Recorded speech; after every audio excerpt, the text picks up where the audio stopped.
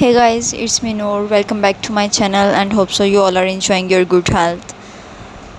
Today we will talk about how we can use loops in our programs. Okay, हमने very first lecture में ये सीखा था कि हमने जैम कैसे इंस्टॉल किया. सेकंड में हमने ये देखा था इफ़ एल्स कंडीशन अपने प्रोग्राम में कैसे यूज़ करेंगे PHP को यूज़ करते हुए. एंड थर्ड में हमने ये देखा था कि एरेज को यूज़ कैसे करेंगे प्रोग्राम में. एंड नाउ अब हम लोग अपने लेक्चर में ये देखेंगे हम लोग लूप्स कैसे यूज़ करेंगे, for loop and for each loop. Okay, loops actually हम लोग यूज़ किस लिए करते हैं? लूप्स हम लोग इसलिए यूज़ करते हैं ताकि अगर हम लोगों ने किसी भी वैल्यू या किसी भी नंबर या किसी भी चीज़ को हम लोगों ने शो करवाना हो मैनी टाइम्स. ओके, तो हम लोग अब उसे बार बार शो करवाते फिरेंगे क्या? तो हमें एक बार ही लूप यूज़ करवा देनी है, लूप यूज़ कर लेनी है.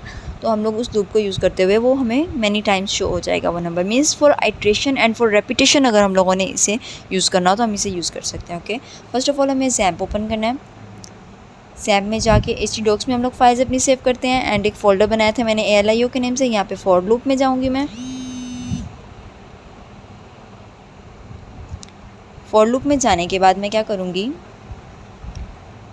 ये मैं देखें फर्स्ट ऑफ ऑल तो PHP का टेक बनाया मैंने. ओके, एंड देन मैंने फॉर लूप यूज़ किया है. फर्स्ट ऑफ ऑल तो इनिशियलाइज़ करवाया मैंने ज़ीरो को, आई को ज़ीरो से इनिशियलाइज़ करवाया. एंड देन मैंने एक कंडीशन दिया. फर्स्ट ऑफ ऑल कंडीशन में क्या आता है, फॉर लूप में कंडीशन जो लगाते हैं उसमें क्या आता है कि पहले तो हमने इनिशियलाइज़ करना होता है, देन कंडीशन देनी होती है हमें, and then increment and decrement को हमें यूज़ करना होता है. ये इंक्रीमेंट और डिक्रीमेंट है. मैंने कंडीशन क्या दी है कि $i लेस दैन 5 होना चाहिए. मीन्स इनिशियलाइज़ तो हम लोग ज़ीरो से करवा देंगे कि ज़ीरो से स्टार्ट करना है हमने, और इसे स्टॉप कहाँ पे करना है, लेस दैन 5 से. लेस दैन 5 क्या होगा, हमारे पास 4 होगा. मीन्स 4 तक हमने इसे स्टॉप कर देना है. ओके, एंड देन मैंने इको करवा दिया $i, ये मैंने इको करवाया है.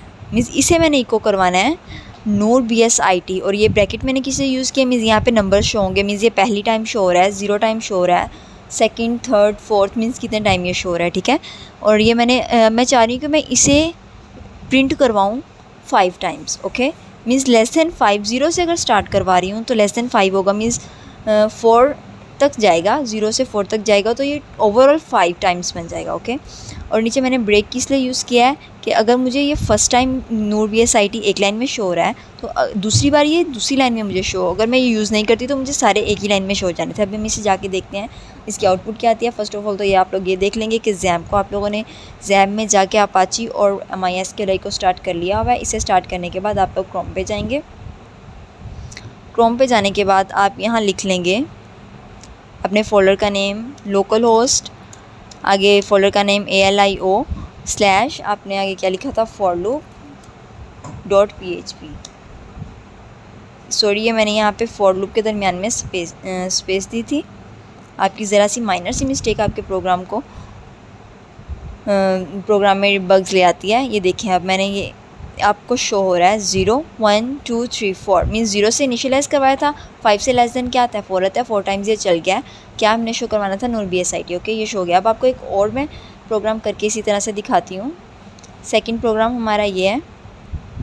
अभी देखिए मैंने PHP का टैग यूज़ किया. एंड देन 4 में मैंने इनिशियलाइज़ सबसे पहले करवाया $i = 1 के. मीन्स अब मैं 1 से इनिशियलाइज़ करवा रही हूँ और मैं कंडीशन दे रही हूँ i less than equal 10. Means वहाँ पे मैंने लेस दैन 5 लिखा था, यहाँ पे लेस दैन एंड इक्वल 10 कर दिया. मीन्स 1 से स्टार्ट होकर 10 तक जाएगा, ये भी 10 टाइम चलेगा. ओके, यहाँ पे एक मिस्टेक करती जा रही हूँ कि यहाँ पे आप लोग ने ये देखें इनिशियलाइज़ जब करवाया था तो $i यूज़ किया था, और जब आप कंडीशन दे रहे हैं तो अकेला i यूज़ कर रहे हैं. ऐसा क्यों है, ये आपके लिए बहुत बड़ा एरर लेके आ जाएगा.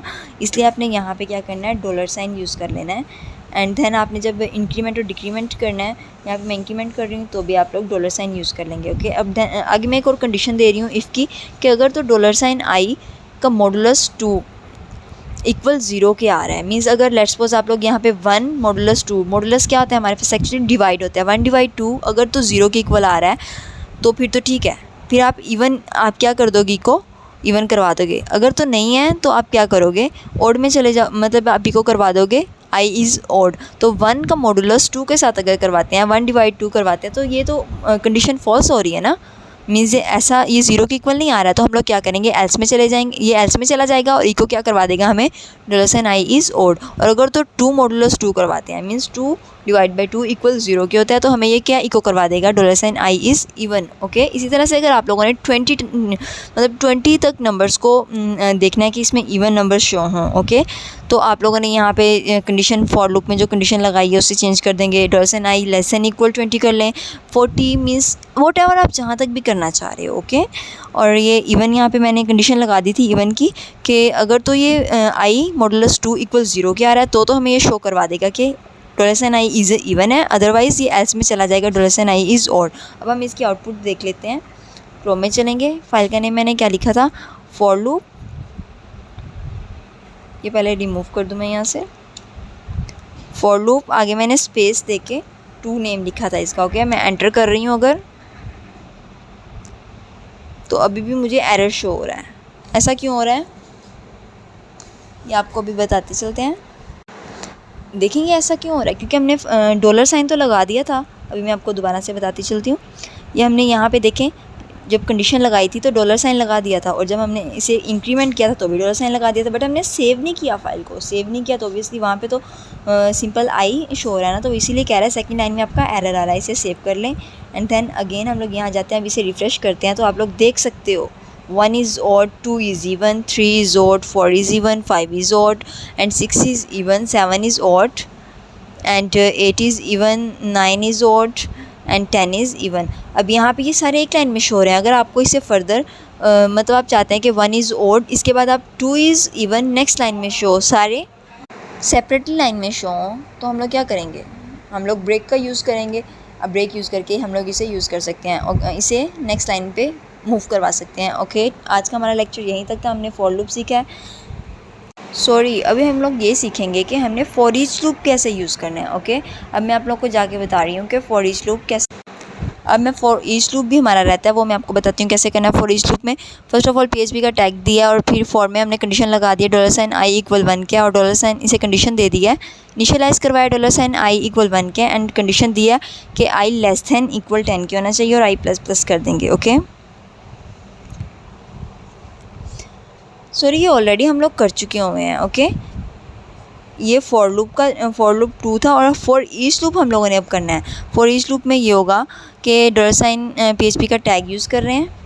ये करने के बाद देखें, नेक्स्ट मैंने एक नंबर वेरिएबल बनाया $, नंबर के नेम से, इसे वैल्यू क्या डिक्लेयर करवा दिया, ABC। फॉर ईच में ये होगा कि आपको सारी वैल्यूज़ शो हो जाएंगी। Okay, each value, for each, ये एक फंक्शन हो गया।